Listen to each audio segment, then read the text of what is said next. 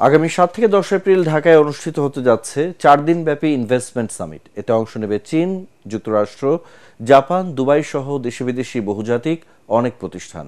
এবারের সামিটের মাধ্যমে বিদেশি বিনিয়োগ আরও বাড়ানোর প্রত্যাশা করছেন বাংলাদেশ বিনিয়োগ উন্নয়ন কর্তৃপক্ষ বিডা নির্বাহী চেয়ারম্যান আশিক চৌধুরী।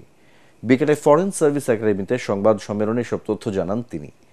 বিনিয়োগ বাড়াতে ওয়ান স্টপ সার্ভিস চালু করা হবে বলে জানান বিডা চেয়ারম্যান।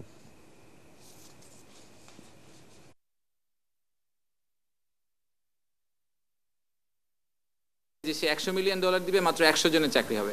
আমার $100 মিলিয়ন 100 জনের চাকরির দরকার নেই। আমার $10 মিলিয়ন 1000 জনের চাকরিটা আমার জন্য খুবই বেশি ইম্পর্টেন্ট, আমার দেশের জন্য। সো আমরা ওইটাতে ফোকাস করার চেষ্টা করছি। আর ফাইনালি আরেকটা কনসেনসাস রিলেটেড ছোট্ট একটা পয়েন্ট বলি, সেটা আসলে আমার আগে মেনশন করা উচিত ছিল। আমাদের কিছু পার্টনার আছেন যারা মাল্টিল্যাটারাল এবং আসলে গ্লোবাল পজিশনে তারা যথেষ্ট ইনফ্লুয়েন্স ক্রিয়েট করে ইনভেস্টরদের জন্য।